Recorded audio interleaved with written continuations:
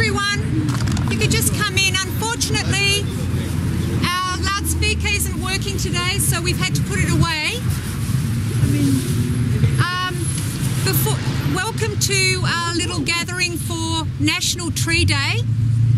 I'd just like to say before we go on, I'd like to acknowledge the original owners of the land who really looked after the trees a lot better than the current ones do. This is Greg Smith, who's the town planner, and he'd like to have a word to you today. So, Greg.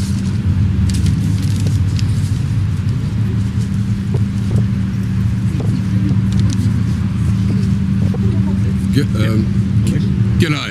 Everyone can hear, I assume. The history of town planning is a history of government intervention into what happens in terms of the development of land and how you use land, and that arose from the needs of the Industrial Revolution and the health problems created from the Industrial Revolution. In 1928, we had a Town Planning Development Act enacted in WA, and basically the purpose of that act was to provide for the amenity for the citizens of Perth.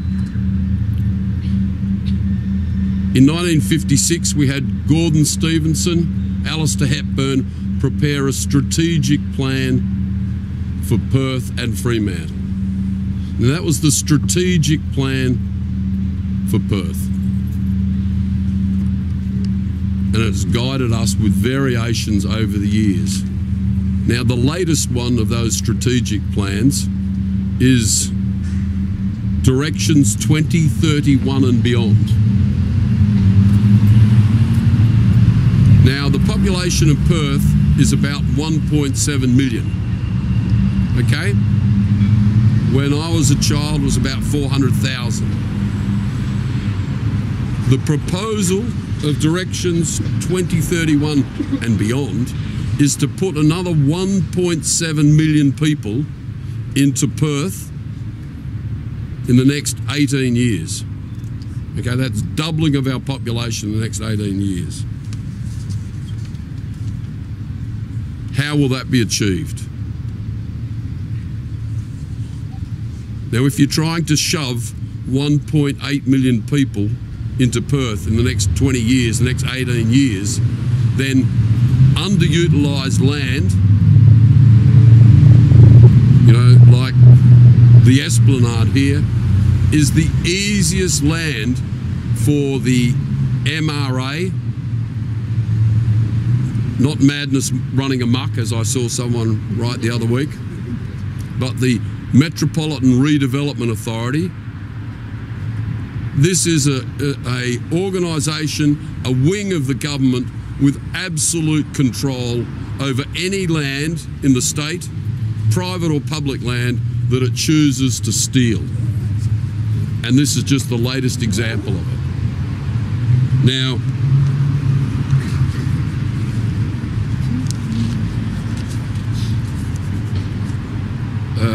some people might know that I was arrested 2 weekends ago for writing on the blackboard, on the madness running amok provided blackboard. With chalk?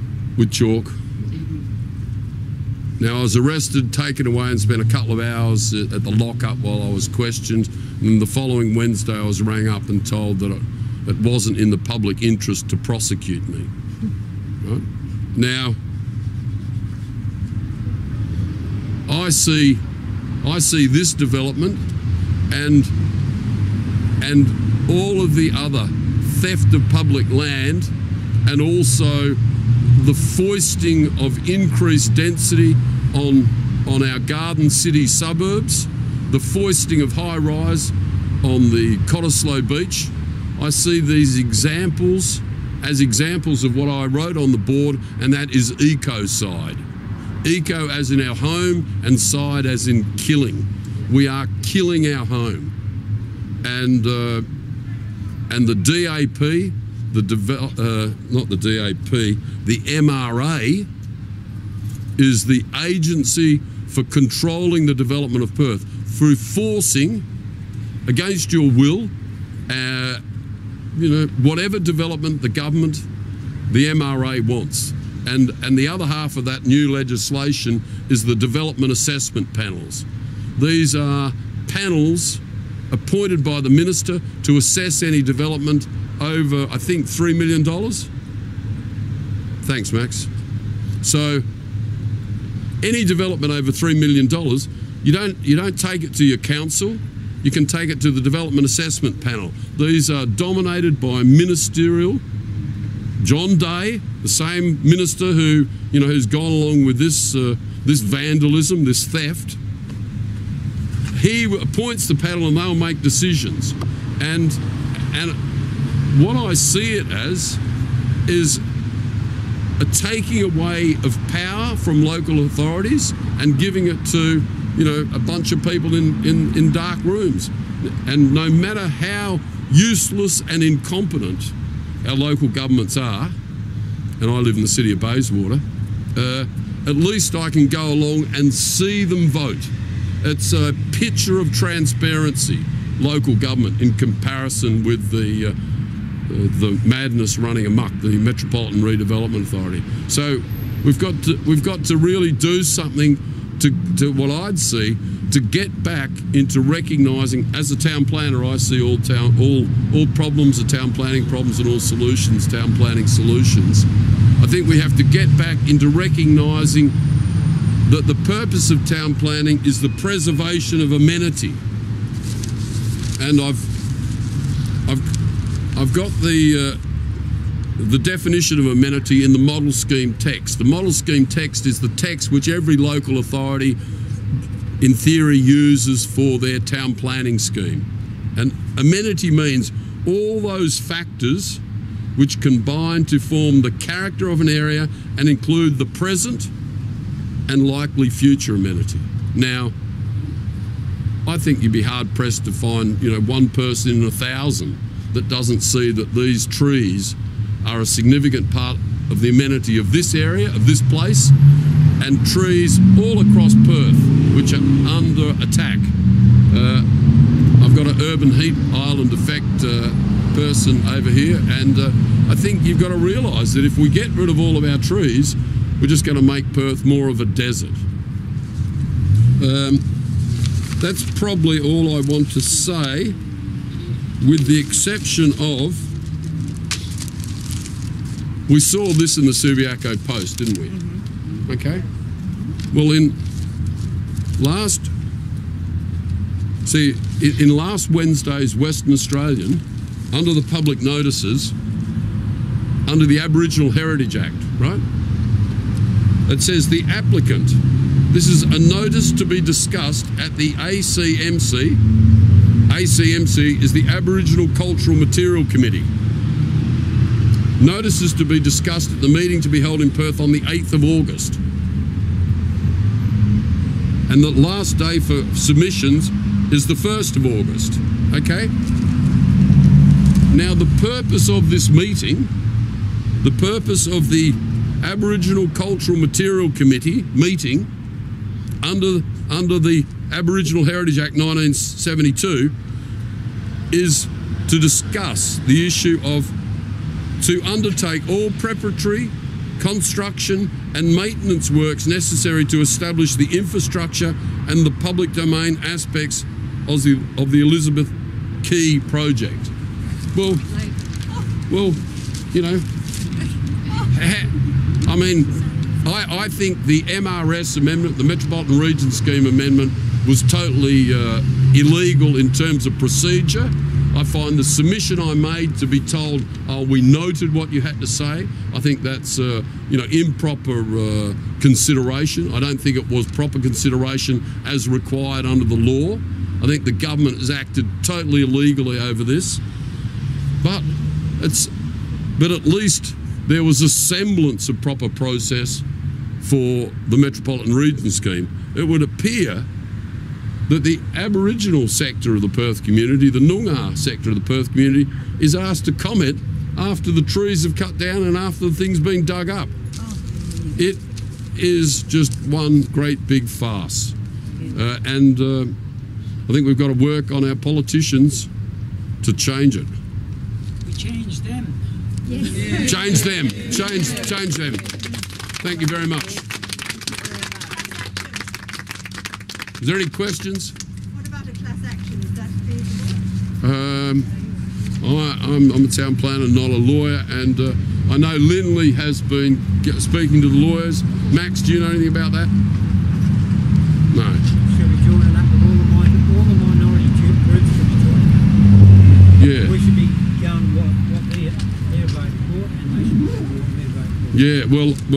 Doesn't matter who they are, bikies, the Aboriginals, gays, anybody.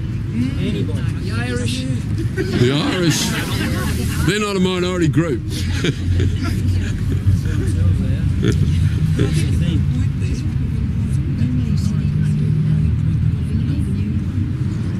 where are the Nunar people when all this is happening?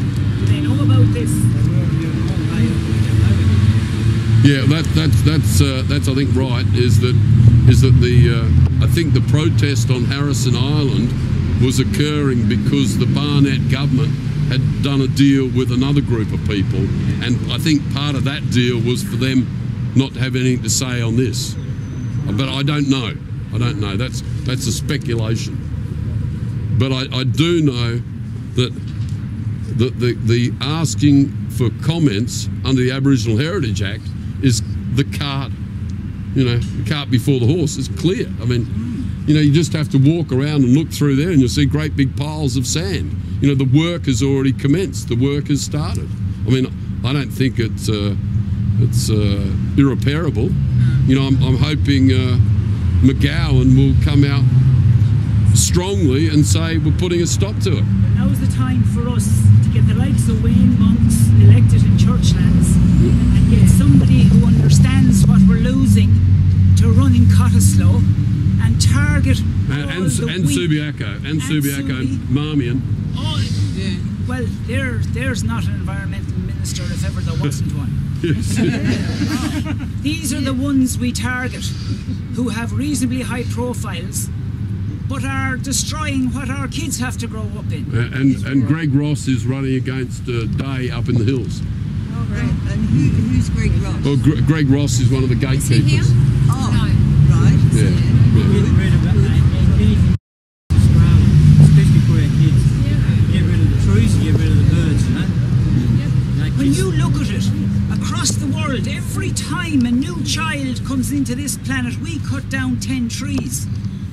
Both of those things are not sustainable. Madness.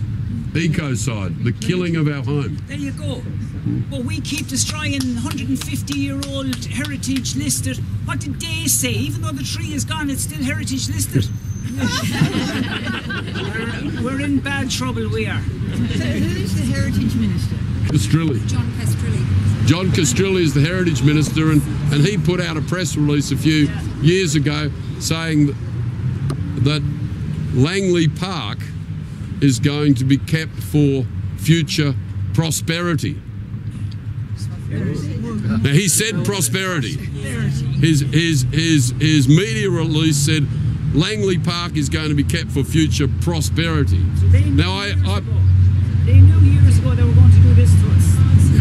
But I think he meant posterity, but he said prosperity. When Court got his monument before he buggered off on us, it's costing us $600,000 a year, and we didn't want it. And when we said no, we don't want it, he said, well, which one of these 4 designs do you want instead? Now bloody Barnett, Bulldozer Barnett, is forcing us. He's changed the rules to suit himself. He has it all his own way. If he doesn't get re-elected, he will be a director on 10 developers companies. He'll sit on some mining company. He'll drive a bigger gas guzzling car than all the rest of us. And who loses out? We Our do. kids. And Mayor Lisa's husband is a developer. Well, look at it, we're surrounded. But we let it happen to ourselves. We could see underneath where all this was leading. Me included. No bloody different.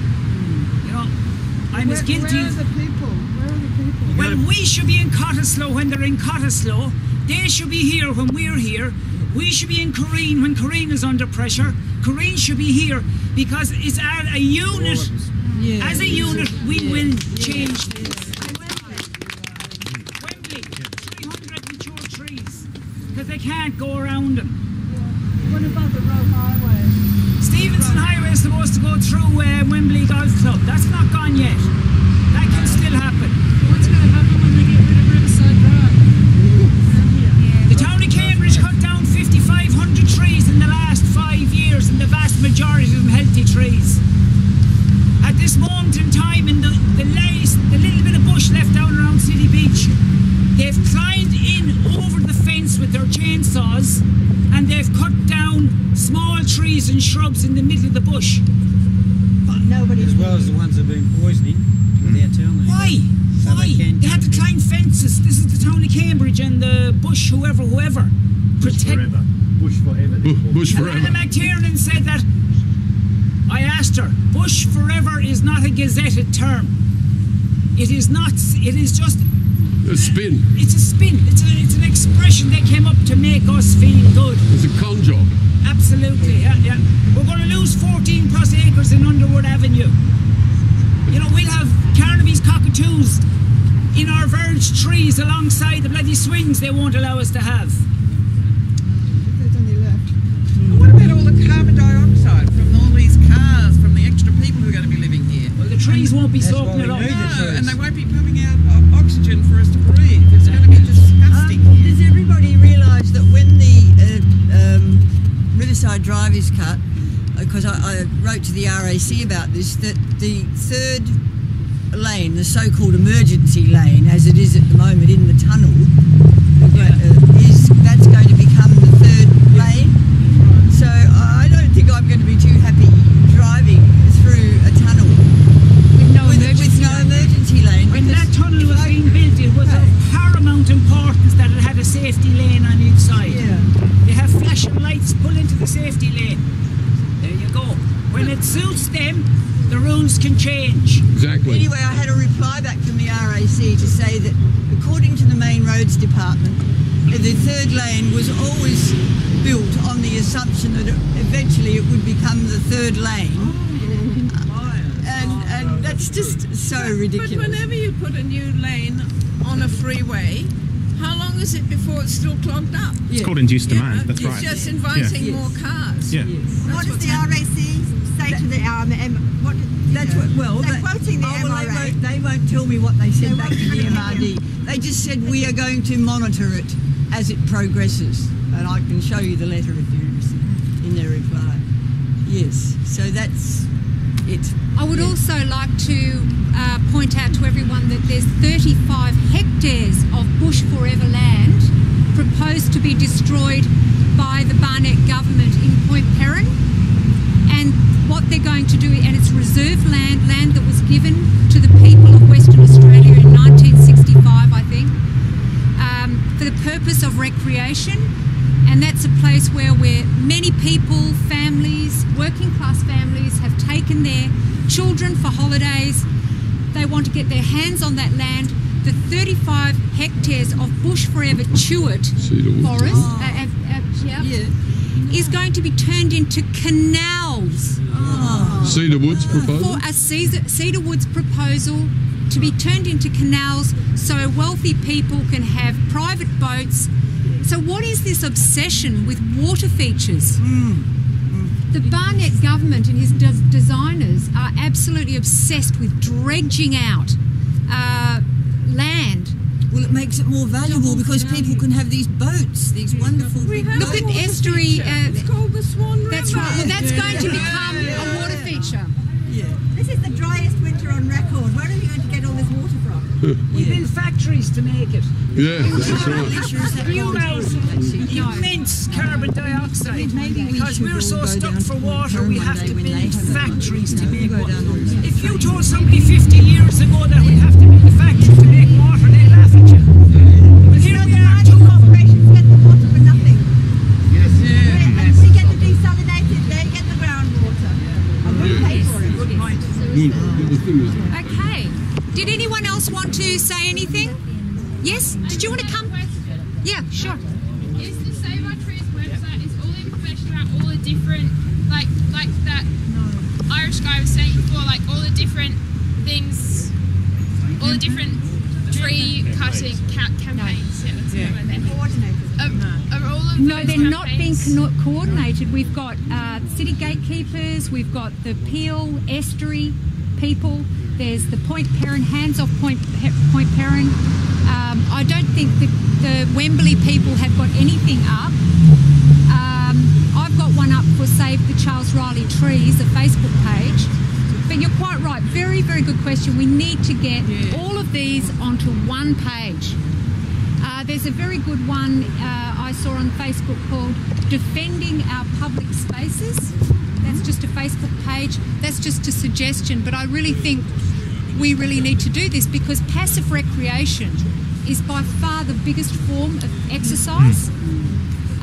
And what's happening with our public land is they're not giving any regard to the neighbourhoods, the locals, people who just want to take their kids to the park, passive recreation, walk your dog. It's all being given over to either organised sports or private interests like here. For the wealthy. For the wealthy. And in every case, we've got multi-million-dollar contracts. This is our public land. Surely the motto should be more people, more parks. In the health department, you go to the health department website under it's public planning for open spaces, and it's all there. Doctors for the Environment have also written some really good articles and submissions on why we need public open space. Treed green open spaces, encourage people to get out and socialise, exercise. But the Barnett government think that by coming down to a boardwalk is socialising, and sitting in a cafe is socialising. They'll tell you, but you have your public open space. But it's not the public open space we want. And it's about time they listen to what we want. There was growing food. Oh yeah. There was all these houses that are being built on top of each other. You know, wall to wall or wall to fence. There's no outdoors, even in the individual family's home. So they want to go for a short walk to a park, or for a, jump in the car or a bike and go somewhere like this. We're not against development on the river. I don't think any of us are. This plan stinks though. This will not work. It's no good. There is still a lot of potential for development for the public, for everybody of all ages. This is what they keep spruiking. Between Riverside Drive and the river, with an extension of the Barrack Street jetty, that's all right up to Narrow Bridge if we want it. But that will not take away the park. It will not disrupt traffic. It will be a building site for a while. But, if we've got to have something along the river, start there, see how that works. Yes, and then people can still ride their bikes. That's right. Still walk and yes. Can they go ahead and water? They've ignored that. Okay. Did anyone? Someone's just raised the issue. Would you like to just explain that someone's just raised the issue of the toxicity? They found heavy metals and toxic soil here. I've been taking my children as a child I went to Matilda Bay. We used to swim in the river.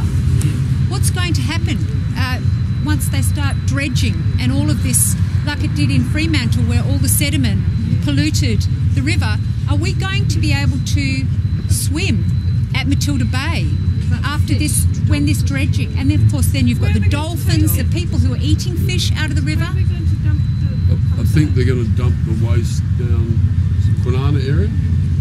Well, that's what I've heard, but I don't know whether it's true. So the traffic will be like there'll be hundreds of trucks carting the rubbish.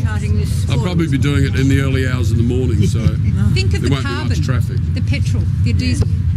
How do Labor and the Greens feel about this? We were talking about the Liberals. I've tried to ring up a few Labor politicians, and it seems like they might be on the same wavelength. I'm not sure. I think John Hyde, the member for Perth, has been pretty good opposed to it. I think he's shocked that they could just ignore the heritage issues. I think he's the shadow for heritage. Tinley is the shadow for planning. I don't know what he said about it. And McGowan the other day said, "Oh, we'll look and see where it's at when we get elected." And remember, Alana McTiernan was very. She would have had the same sort of thing, and she's sort of like the town planning intellect behind McGowan. Is it the next election? I mean, supporting those? Yeah, that's what I'm saying. Yeah. Supporting development.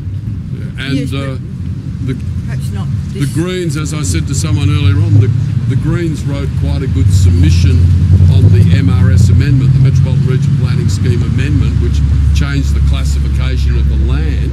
Wrote quite a good submission, but they've never come to any of these meetings that we've had on the Sunday, and their verbal submission to the on the MRS amendment was really weak. You know, they go, "Oh well, yeah, maybe it's a good idea." Yeah?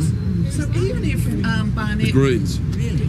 Even if Barnett loses his seat in Cottesloe and then he can't stand as Premier again, it still doesn't stop this going ahead, because Day's department, which is the action group, it can still carry on no matter who's in. But remember, Barnett's on. You know, he's not like he was elected with a mandate to do this. As I said, he got elected on the preferences of the disgraced former mayor of Bayswater, John D'Orazio. Remember, he was the ALP candidate for years, minister in the ALP government. Carpenter kicked him out, and so he stood and he directed his preferences to the Liberal Party. So, you know, he's got in on the preference of D'Orazio, and so he had no mandate. He didn't mention this when he was running for election, as far as I know. And so they could easily be kicked out, and with a bit of luck, there could be, you know, a gatekeeper aligned member for Cottesloe, Subiaco. What's Day's seat? Oh, that's in the hills. Up in the hills, and Churchlands. Changing the board members on the environmental, because they're appointed by Barnett. Yeah. So they do his bidding. Well, I think you're dead right. And they're government appointees. So Yes. But even if we could only get one person elected to Parliament, could possibly hold the balance of power. So where's the best person to start with? I'm not sure. We need to do something. Yeah, someone needs to be putting their hand up to run for Cottesloe, for Subiaco. There's already candidates in Churchlands. Kevin Morgan's talked about the possibility of Cottesloe. Yeah. And there's a Nedlands Council who's talked about the possibility of... Who's that, do you know? The Nedlands Councillor. Ben Hodson has written to the Post. Okay, so maybe there are candidates. Wayne Monks is campaigning. Yeah. So Wayne Monks in Churchlands and Greg Ross up in John Day's seat. So, you know, if we manage to get one of those four, and I would think Barnett should be very vulnerable in Cottesloe, given his arrogant attitude towards the high rise. Well, if you get the balance of power, then you could stop it. But I think we need to stop it now, not in 8 months' time. I don't think we can stop it now. Well, when I was talking to Tyndale, he reckons that it will have gone too far by the time the government changes, and they'll have to run with it. Yeah, well, I think that's weak, lily-livered. Yes. You know. I think Ken Travis on ABC Radio a couple of weeks ago said that Transport. He said that if the government changes, Labor favour, he would stop this rerouting of the road, and the Riverside Drive would more or less stay intact. Yeah. So he really wants that. He actually said that Ken Travis. Travis has been quite involved. Yeah, so he's one.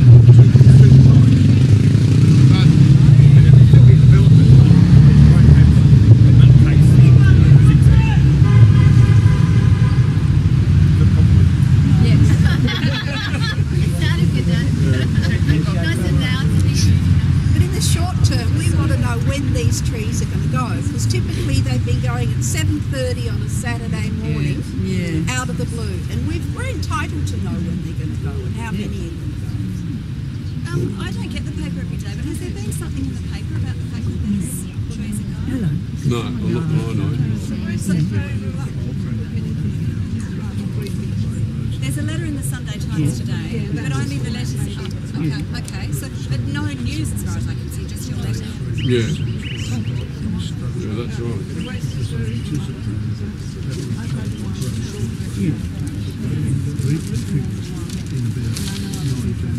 But excuse me, due course, due process has not been taken according to what you just. Surely there is some way of bringing in some legal procedure. There should be, but that to me seems the first thing we need to probably look at. Well, unfortunately, there's none of the groups here are any lawyers, so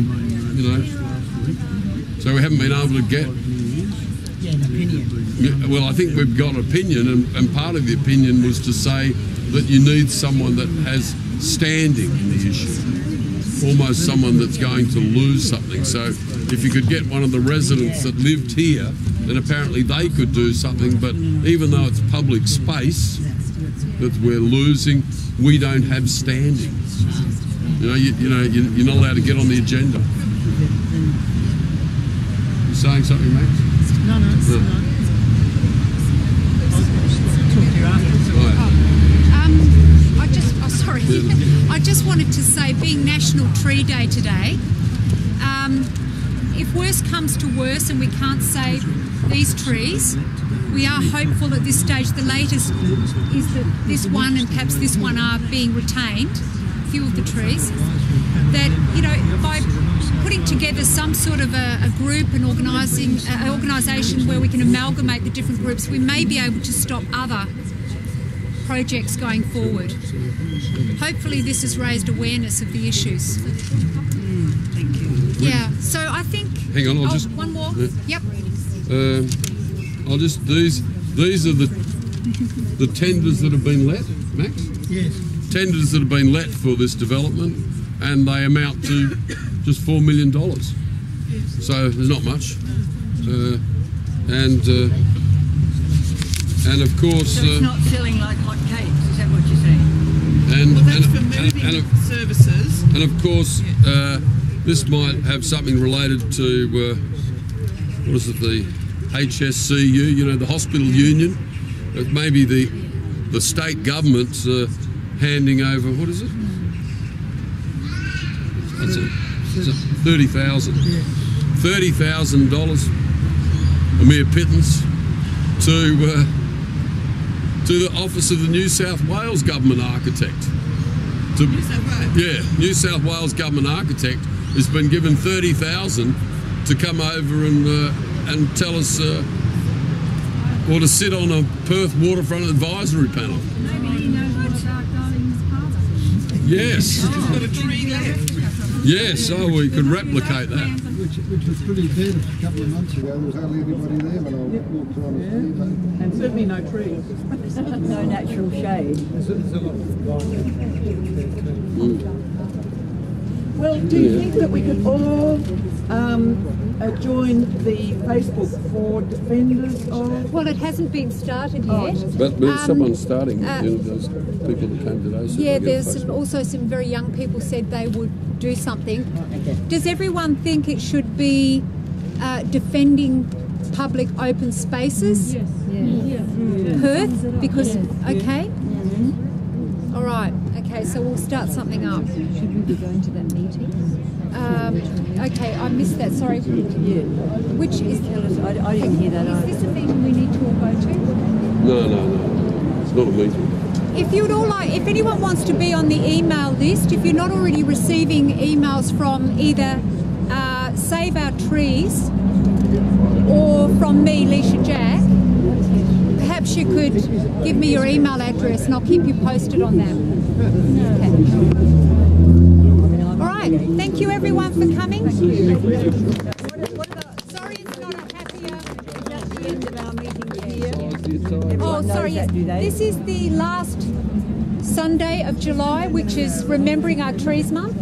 So this will be the last event for a little while. Oh, aren't we coming here next Sunday? No. Well, we could vote for that. Who wants to have a break? No, I'll hear next Sunday. You don't want to have a break? No, next Sunday. You want to come at 3 o'clock every Sunday? Yes. Okay. Everyone, show of hands. 3 o'clock every Sunday? Oh, well, not every Sunday, but going forward. Okay, Sunday, right. Unanimous. 3 o'clock next Sunday. Get something in the post and the public notices. Okay. Call a coffee van. All right then. Okay. Thanks, everyone. Yeah, thanks, Lisa. What does that cost?